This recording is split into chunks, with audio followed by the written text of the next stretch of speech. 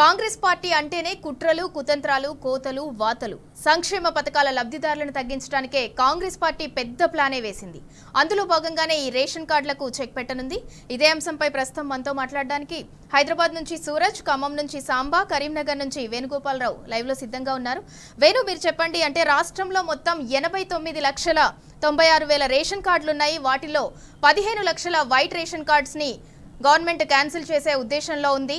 అంటే ఇప్పుడు ఆ 15 లక్షల రేషన్ కార్డు హోల్డర్స్ ఎవరైతే ఉన్నారో వారి పరిస్థితి ఏంటి, వారి మీద ఆధారపడి ఉన్న వాళ్ళ కుటుంబ సభ్యుల పరిస్థితి ఏంటి అసలు?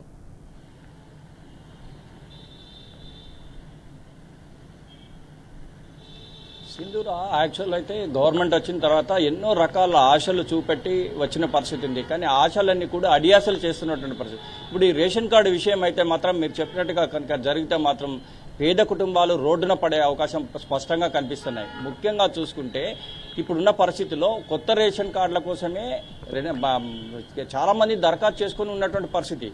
మరోవైపు చూసుకుంటే ఎన్నో కుటుంబాలు, అంటే పాత కుటుంబాలు, వాళ్ళ ఉమ్మడి కుటుంబాల్లో పిల్లలకు మళ్ళీ వాళ్ళ పిల్లలు వచ్చారు, వాళ్ళకి ఇంతవరకు రేషన్ కార్డు లేవు. కానీ ఉన్న కార్డులను తీసేయడం అంటే ముఖ్యంగా రాష్ట్ర ప్రభుత్వం ఎప్పుడు కానీ ఆర్థిక పరిపుష్టిని ఏ విధంగా చేసుకోవాలని చూడాలి.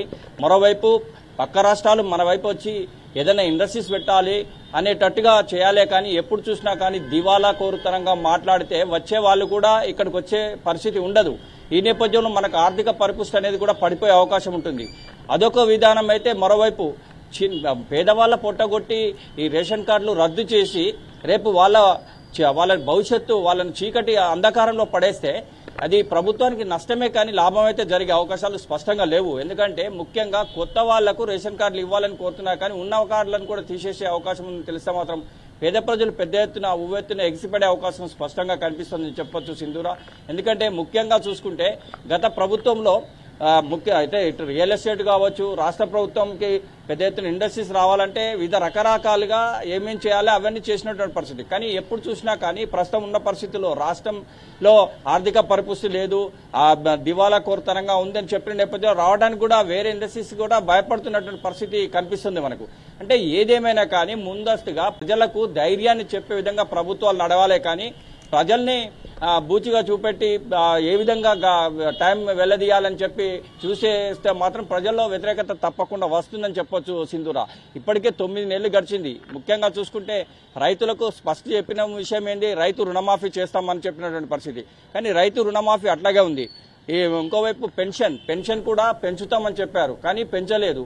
నిన్న కాక మొన్న 2 రోజుల క్రితం కరీంనగర్ జిల్లాలోని కేశవపట్నం పోలీస్ స్టేషన్ కు ఒక భార్యాభర్తలు పోయి మాకు వస్తున్న పెన్షన్ పెద్దగా పెంచుతా అన్నారు, ఇప్పటివరకు పెంచలేదు, ఉన్న పెన్షన్ సరిపోవట్లేదు, మా పిల్లలు పట్టించుకుంటారని చెప్పి స్పష్టంగా ఒక వృద్ధులు పోయి పోలీస్ స్టేషన్ లో కంప్లైంట్ ఇచ్చినటువంటి పరిస్థితి. అంటే ఒక వృద్ధులలో కూడా చైతన్యం వస్తూ తమకు రావాల్సినటువంటి వాటిని ఇస్తా అని చెప్పి ఇవన్నీ నేపథ్యంలో చాలా అవసరం పడుతున్నటువంటి పరిస్థితి. అంటే కొంతమంది మాత్రమే ముందస్తుగా వచ్చి చేసుకుంటున్నారు, రాని వాళ్ళు చాలా మంది ఉన్నారని చెప్పొచ్చు సింధూరా. అంటే ఏదేమైనా కానీ రేషన్ కార్డుల విషయంలో రాష్ట్ర ప్రభుత్వం తీసుకునే చర్య మాత్రం చాలా చాలా కష్టతరమైనటువంటిది. ఇట్లాంటివి చేస్తే మాత్రం ప్రజా వ్యతిరేకత మాత్రం స్పష్టంగా మనకు కనిపిస్తుంది.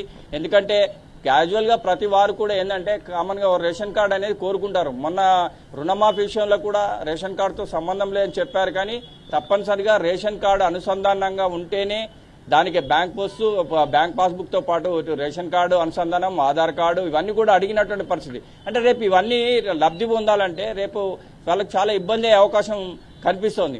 కానీ ఇలాంటి చర్యల వల్ల మాత్రం తీవ్రంగా పేద ప్రజలు నష్టపోయే అవకాశం ఉంది. పేద ప్రజలు కూడా పెద్ద ఎత్తున అంటే ఆందోళన చేసే అవకాశాలు కూడా భవిష్యత్తులో మనకు స్పష్టంగా కనిపించే అవకాశం ఉందని చెప్పొచ్చు సింధురా. రైట్ వేణు.